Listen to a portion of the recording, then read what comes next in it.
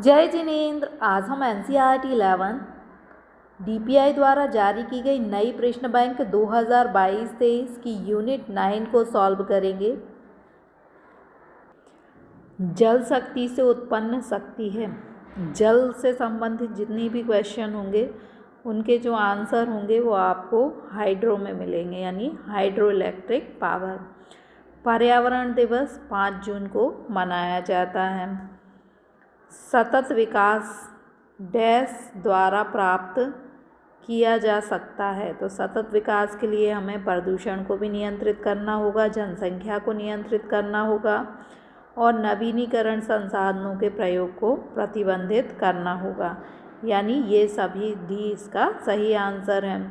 वायुमंडल में निम्नलिखित में से ओजोन परत ढाल किस परत में पाई जाती है? समताप मंडल में ओजोन परत पाई जाती है। ओजोन परत से आप ये समझिए कि ये हमारी जो सूरज होता है उसके अल्ट्रावायलेट किरणों से हमारी सुरक्षा करता है। तो एक ट्रिक से याद कर सकते हैं कि जहाँ समान ताप होता है वहीं हमारी सुरक्षा होती है। तो समताप मंडल में ओजोन परत पाई जाती है। केंद्रीय प्रदूषण नियंत्रण बोर्ड की स्थापना कब हुई? 1974, यानी आंसर इसका सही बी है। रिक्त स्थानों को भरिए। समताप मंडल में क्लोरीन और ब्रोमीन यौगिक की उत्पत्ति क्लोरोफ्लोरोकार्बन है, यानी इन दोनों यौगिक से chlorine chlorofluorocarbon. Thermal power plant बड़ी मात्रा में कार्बन डाइऑक्साइड उत्सर्जित करते हैं। जो थर्मल पावर प्लांट होते हैं उनसे जो गैस निकलती है धुआं, उसमें कार्बन डाइऑक्साइड होता है। नवीनीकरण संसाधन वे हैं जो निष्कर्षण गैर नवीनीकरण संसाधनों का निष्कर्षण में उपयोग करने से समाप्त हो जाते हैं। जैसे कोयला है, आपने जलाया, राख हो गई, ख़त्म हो गया, तो गैर नवीनीकरण संसाधनों का हम फिर से प्रयोग नहीं कर सकते। सौर ऊर्जा में कौन सी ऊर्जा, जो सेल होते हैं उसमें कौन सी ऊर्जा होती है? फोटोवोल्टिक सेल जो हैं उनके द्वारा हम सौर ऊर्जा को उत्पन्न कर सकते हैं, यानी बिजली में सूरज की किरणों को परिवर्तित कर सकते हैं। सौर ऊर्जा को बिजली में परिवर्तित करने के लिए फोटोवोल्टिक सेल की आवश्यकता होती है। देखिए, सौर ऊर्जा यानी रोशनी, फ़ोटो खींचना होता है तो हमें रोशनी की ज़रूरत होती है। इससे आप फोटोवोल्टिक सेल याद कर सकते हैं। आर्थिक क्रियाओं को PHC विभिन्न औद्योगिक वर्गों में विभाजित करते हैं। गैर वाणिज्यिक ऊर्जा के स्रोत प्राकृतिक जंगल में पाए जाते हैं। प्राकृतिक जंगल में जो ऊर्जा मिलती है वो गैर वाणिज्यिक ऊर्जा होती है। सही गलत को चिन्हित कीजिए। औद्योगिक बेरोजगारी शहरी क्षेत्रों में, शहरी बेरोजगारी है, सही है। उद्योग कहाँ होते हैं? शहरों में। तो औद्योगिक बेरोजगारी क्या होगी? शहरी बेरोजगारी। निर्माण मजदूर नियत मजदूरी वाले श्रमिक होते हैं, यह गलत है क्योंकि इनकी मजदूरी नियत नहीं होती, परिवर्तित होती रहती है। प्रच्छन्न बेरोजगारी ग्रामीण बेरोजगारी का प्रकार है, सही है। प्रच्छन्न यानी अदृश्य। घर में, गांव में 5 लोग हैं, 5 लोग खेती में लगे हैं, इनमें से 2 को हटा दें तो भी उतना ही उत्पादन होगा। तो ये कौन सी बेरोजगारी? प्रच्छन्न बेरोजगारी और ग्रामीण क्षेत्रों में पाई जाती है। रासायनिक कीटनाशक प्रतिकूल प्रभाव होता है, सही है। उर्वरक में हम यूरिया का प्रयोग करेंगे तो उसका प्रतिकूल प्रभाव, गेहूँ हम खाएंगे तो हमारे स्वास्थ्य पर भी पड़ेगा। सतत विकास पर्यावरण संरक्षण के लिए आवश्यक है। सतत विकास मतलब पर्यावरण अनुकूल काम करना, तो इससे पर्यावरण का संरक्षण, जैसे यूरिया की जगह हम किसका प्रयोग करें? गोबर की खाद का, तो यह सही है। सिंचाई की प्रणाली की अनुचित योजना प्रबंध भूमि निम्नीकरण के जिम्मेदार कारकों में से एक है, यह कथन सही है। नेक्स्ट क्वेश्चन है, सही जोड़ियां बनाइए। दक्कन, भारत में दक्कन का पठार जो है,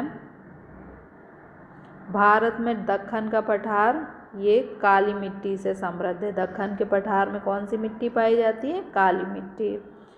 इसके बाद भारत में गंगा का मैदान जो है सघन खेती और घनी आबादी वाला क्षेत्र है। यूपी आदि है ना, वहाँ पर घनी आबादी है।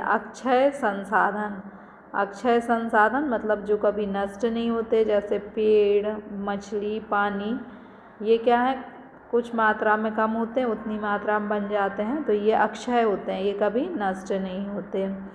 फिर है गैर नवीकरण संसाधन जो है पेट्रोलियम, कोयला, लोहा, अयस्क, ये एक बार प्रयोग करने पर नष्ट हो जाते हैं। इसके बाद है पर्यावरणीय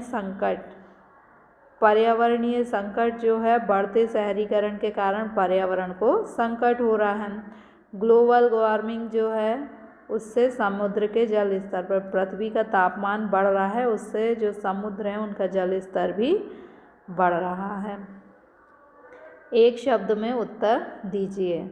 मृदा अपरदन का मुख्य कारण वनों का अपरदन। हम वनों, जो जंगल हैं उनको काटते हैं तो वो मिट्टी जो है वो बह जाती है, मृदा अपरदन होता है।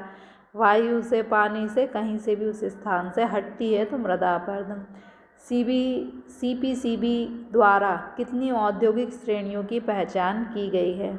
17 औद्योगिक श्रेणी की पहचान CPCB ने कितनी करी? 17। ऊर्जा का वाणिज्यिक स्रोत क्या है? कोयला, मतलब वाणिज्यिक रूप से उद्योगों में किसका अधिक प्रयोग होता है? कोयले का। कितने प्रतिशत ग्रामीण परिवार खाना पकाने में जैव ईंधन यानी कंडे आदि का प्रयोग करते हैं? लकड़ी कंडे का 90%।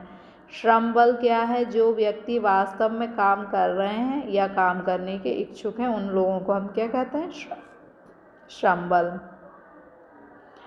1954 में कौन सा क्षेत्र वाणिज्यिक ऊर्जा का सबसे बड़ा उपभोक्ता था? पता है आपको, परिवहन में सबसे ज़्यादा पेट्रोल का यूज़ होता है, वाणिज्यिक ऊर्जा का प्रयोग होता है। केंद्रीय प्रदूषण नियंत्रण बोर्ड के कार्य। पहला है जल प्रदूषण पर नियंत्रण। जल प्रदूषण पर नियंत्रण के लिए केंद्रीय प्रदूषण नियंत्रण बोर्ड क्या करता है? जो कुएं हैं, सरिता, जो नदियां आदि हैं, उनको स्वच्छ बनाता है, सुधारता है, और जिससे कि जल की गुणवत्ता में सुधार हो सके। वायु प्रदूषण नियंत्रण के लिए क्या करता है? जैसे उद्योग, फैक्ट्री से धुआं निकलता है ना, इन सबको नियंत्रित करता है जिससे कि वायु की गुणवत्ता में सुधार आ सके। तो आपको विवरण में कुछ भी याद नहीं करना, ये पॉइंट याद कर लीजिए। जल प्रदूषण कहाँ से होता है? वो आपको पता ही है, कुएं, सरिता आदि को लोग अस्वच्छ करते हैं, तो इनको साफ रखता है। क्यों साफ रखता है? जिससे कि इनकी गुणवत्ता में सुधार हो सके। वायु प्रदूषण कहाँ से होता है वो लिखना है, जैसे उद्योगों की चिमनी और गाड़ियों के जो धुआं निकलता है, तो इन सबको नियंत्रित करता है और जिससे वायु की गुणवत्ता में सुधार आ सके। दोनों का विवरण सेम ही है। ब्रिटन बेड कमीशन क्या है? ब्रिटन बेड आयोग पूर्व में पर्यावरण और विकास का विश्व आयोग, संयुक्त राष्ट्र UN का उपखंड संगठन है। इसका उद्देश्य सतत विकास की खोज में देशों को एकजुट करना है। ये जो है ब्रिटन वुड संगठन, इसका पहले नाम क्या था? पर्यावरण विकास पर विश्व आयोग। ये किसके अंतर्गत आता है? संयुक्त राष्ट्र संघ के अंतर्गत आता है। इसका उद्देश्य क्या है? सतत विकास की खोज के लिए विश्व के सभी देशों को एकजुट करना है। 2 नंबर का है, आप इतना भी लिख सकते हैं। तो 2 नंबर की ब्रिटन वुड कमीशन जो है वो संयुक्त राष्ट्र संघ के अंतर्गत एक संगठन है और ये सतत विकास के लिए विश्व के सभी देशों को एकजुट करना इसका काम है। बस इतना सा लिखेंगे तो आपको 2 नंबर मिल जाएंगे। ग्रीन हाउस वृद्धि के कारण। ग्रीन हाउस गैस जैसे कार्बन डाइऑक्साइड, क्लोरोफ्लोरोकार्बन जो पर्यावरण को नुकसान करती हैं, ये क्यों बढ़ रही हैं? पहला तो औद्योगिकरण बढ़ रहा है, उद्योगों से धुआं निकलता है और उसमें ये सब गैसें निकलती हैं। फिर नगरीकरण, जब ज़्यादा शहर बसेंगे तो शहरों से खाना बनेगा और कई प्रकार की गैसें निकलेंगी। उपभोक्तावादी संस्कृति के कारण लोग जो है ज़्यादा वृक्षारोपण पर ध्यान नहीं देते, इसलिए उपभोक्तावादी संस्कृति में ऐसे फूड्स खाए जाते हैं जिनके निर्माण में जब खाना बनाया जाता है तो ग्रीन हाउस गैसों का उत्सर्जन होता है। वाहन चलते हैं तो वाहनों से ग्रीन हाउस गैसों का उत्सर्जन होता है।